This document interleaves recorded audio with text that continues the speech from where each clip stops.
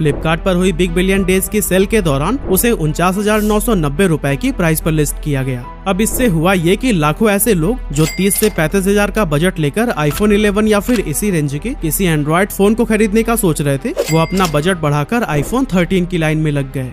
लेकिन उनकी उम्मीदों को झटका तब लगा जब आईफोन 13 की सेल शुरू होने के बाद पलक झपकते ही आउट ऑफ स्टॉक हो गई। हालांकि कुछ टाइम के बाद से ये फोन फिर से स्टॉक में आया, लेकिन तब इसकी कीमत 50,000 नहीं बल्कि 52 से 55,000 तक बढ़ा दी गई थी। अब जो लोग बेसब्री से आईफोन 13 की आस लगाए बैठे थे, वह स्टॉक में वापस लौटे आईफोन को देखकर अपने सब्र के बांध को काबू में नहीं रख पाए और जल्द ही प्राइस और ज्यादा बढ़ने के डर से उन्होंने 2-4 हजार और अधिक खर्च करके तुरंत फोन ऑर्डर करना ही ज्यादा सही समझा। 2022 की बिग बिलियन डेज के दौरान फ्लिपकार्ट ने लाखों आईफोन्स बेचे थे और लगभग हर साल की ही यही कहानी होती है। एक छोटी सी साइकोलॉजिकल ट्रिक से फ्लिपकार्ट ने न सिर्फ कस्टमर्स को अपना प्रोडक्ट बेच दिया बल्कि करोड़ों रुपए का एक्स्ट्रा प्रॉफिट भी कमा लिया। यहाँ तक कि फ्लिपकार्ट बिग बिलियन डेज के दौरान इतने आईफोन्स बेच देता है कि फोन तो ठीक है, लेकिन उसके चार्जर तक इंटरनेट पर आउट ऑफ स्टॉक हो जाते हैं। और हाँ, ये तो मैं सिर्फ एक ब्रांड के फोन की बात कर रहा हूँ ना। आप अंदाजा भी नहीं लगा सकते कि ऐसी हाईली एंटिसिपेटेड सेल्स के दौरान ये ऑनलाइन ई कॉमर्स प्लेटफॉर्म कितनी ज्यादा सेल्स जनरेट करते होंगे।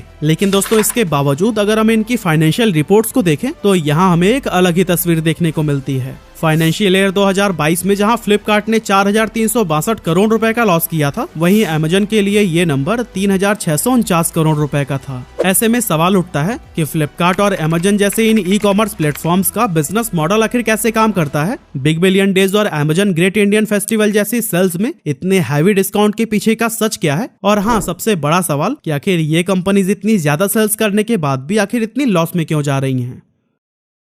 तो दोस्तों, बिग बिलियन डेज और अमेजन ग्रेट इंडियन सेल्स के दौरान इतने सस्ते प्रोडक्ट लेते समय आपने कभी ना कभी तो जरूर सोचा होगा कि आखिर ये ई कॉमर्स जायंट्स इतने सस्ते में प्रोडक्ट्स को दे कैसे पाते हैं। अब अगर हम स्मार्टफोन्स की ही बात करें तो ये कंपनीज अच्छे से जानती हैं कि ब्रांड चाहे जो भी हो, हर स्मार्टफोन की सेल्स हजारों या फिर लाखों में होने वाली है। इसको ध्यान में रखते हुए कंपनीज हर प्रोडक्ट के सेलर से स्पेशल प्राइस की डिमांड करती है और फिर प्रॉफिट मार्जिन को मिनिमाइज करके हाई वैल्यूम सेल पर फोकस करती है। अब मान लीजिए कि एक स्मार्टफोन पर फ्लिपकार्ट और अमेजन के सेलर कुल मिलाकर 1,000 रुपए का प्रॉफिट कमा रहे हैं और बिना किसी ऑफर के उस स्मार्टफोन की महज 3,000 यूनिट से बिकती हैं। तो फिर इस केस में उनका टोटल प्रॉफिट सिर्फ 30 लाख रुपए ही होता है। लेकिन अगर सेलर उसी सेम प्रोडक्ट में अपने प्रॉफिट को आधा यानी कि 500 रुपए भी रखे और एक्स्ट्रा 500 रुपए का डिस्काउंट अपने ग्राहकों को दे, तो शायद वो 10 से 15,000 फोन्स बेच लेंगे और इस कंडीशन में उनका टोटल प्रॉफिट मार्जिन बढ़कर 50 से 75 लाख रुपए तक हो जाता है। और हाँ, अगर आपने कभी ऑनलाइन स्मार्टफोन खरीदा हो तो आपने ये चीज जरूर नोटिस की होगी कि in most of the cases जो स्मार्टफोन फ्लिपकार्ट पर मिलता है वो अमेजन पर नहीं मिलता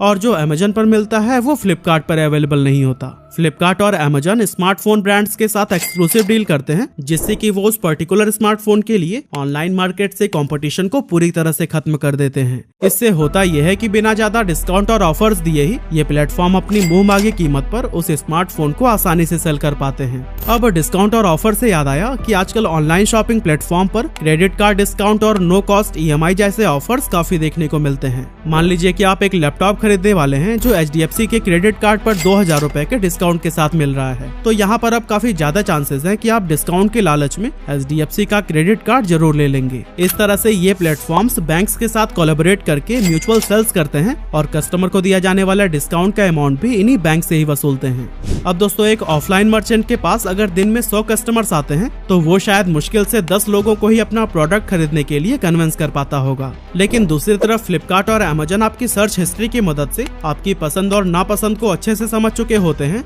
और ये भी अंदाजा लगा लेते हैं कि आप कौन सा प्रोडक्ट खरीदना प्रेफर करने वाले हैं। ऐसे में वो आपको पर्सनलाइज्ड रिकमेंडेशंस देते हैं और उनकी सक्सेसफुल सेल्स की चांसेस काफी ज्यादा हाई हो जाती है। यही नहीं, ऑफलाइन मर्चेंट के कंपैरिजन में ये ऑनलाइन प्लेटफॉर्म्स काफी बेहतर ढंग से क्रॉस सेलिंग भी कर पाते हैं, जिससे कि ये बड़ी चालाकी से कस्टमर के कार्ड की वैल्यू को इंक्रीज कर देते हैं। जैसे कि अगर आप एक होम वर्कआउट इक्विपमेंट खरीदते हैं तो फिर आपको प्रोटीन शेक्स और दूसरे सप्लीमेंट्स भी दिखाए जाएंगे, जिससे साइकोलॉजिकली आपकी जरूरतें बढ़ जाएंगी और आप आज नहीं तो कल उन चीजों को भी जरूर खरीद लेंगे। अब दोस्तों, बिग बिलियन डेज और अमेजन ग्रेट इंडियन सेल्स के दौरान कई हाई वैल्यू प्रोडक्ट पर लिमिटेड टाइम डील रखे जाते हैं और कई प्रोडक्ट्स पर तो इतना अट्रैक्टिव ऑफर दिखा दिया जाता है कि लाखों की संख्या में कस्टमर उसे परचेज करने के लिए टूट पड़ते हैं। कुछ ऐसा ही हमने वीडियो की शुरुआत में आईफोन 13 के साथ भी देखा था, जहां 50,000 का फोन लेने के लालच में लाखों लोग आ गए थे लेकिन इस ऑफर का फायदा कुछ गिने चुने लोग ही उठा सके। लेकिन अगर आपको लगता है कि उन खुशकिस्मत लोगों को आईफोन 13 50,000 में मिल गया है, तो चलिए अब मैं आपको इन ऑनलाइन सेल्स की डार्क रियलिटी को भी दिखा देता हूँ।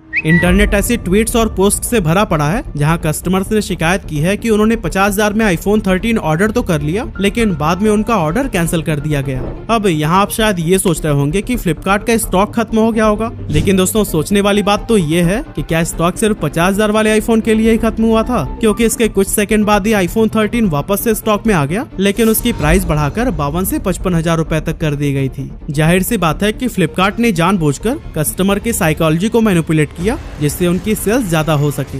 और इस तरह से जिन सेल्स को आप सेविंग करने का तरीका समझते हैं ना, वो असल में आपकी जेब को और भी ज्यादा ढीली कर रही होती है। लेकिन अब आपके दिमाग में ये सवाल जरूर आ रहा होगा कि आखिर इन ई कॉमर्स प्लेटफॉर्म का बिजनेस मॉडल कैसे काम करता है। अब दोस्तों जब भी आप किसी रेस्टोरेंट में जाते हैं तो सबसे पहले आपको एक ऐसा मेन्यू या कैटलॉग दिया जाता है जहां पर वहां मिलने वाली सारी डिशेज मेंशन्ड होती हैं। आप जो भी खाना सेलेक्ट करते हैं, वेटर आपके ऑर्डर को शेफ तक पहुंचाता है, और फिर खाने के बाद जब पेमेंट करने की बारी आती है तो फिर उसका ध्यान रखने के लिए भी रेस्टोरेंट में अलग से लोग होते हैं। फ्लिपकार्ट और अमेजन जैसे ई कॉमर्स भी महज एक कैटलॉग ही होते हैं जिनके पास मोस्ट ऑफ द केसेस में अपनी कोई इन्वेंट्री नहीं होती है। ये प्लेटफॉर्म्स अपने साथ लाखों सेलर्स को जोड़ते हैं जो यहाँ अपने प्रोडक्ट को लिस्ट करते हैं और इन प्लेटफॉर्म्स के मैसिव कस्टमर ट्रैफिक का फायदा उठाते हैं। जब भी आप फ्लिपकार्ट या फिर अमेजन पर किसी प्रोडक्ट को बाय करते हैं तो फिर ये प्लेटफॉर्म्स आपकी डिटेल उस सेलर तक पहुंचा देते हैं जिसने कि उस प्रोडक्ट को लिस्ट किया होता है। इधर सेलर अपना प्रोडक्ट पैक करता है, उधर इन प्लेटफॉर्म्स के साथ काम कर रहे डिलीवरी पार्टनर्स प्रोडक्ट को कस्टमर्स तक पहुंचाने का काम करते हैं। साथ ही यहाँ पर एक पेमेंट पार्टनर भी होता है जो कि कस्टमर से पेमेंट कलेक्ट करके उसकी प्रोसेसिंग को मॉनिटर करता है। इस तरह दूर किसी शहर के वेयर हाउस में पड़ा product in e commerce platforms के जरिए आपके दरवाजे तक पहुंचा दिया जाता है।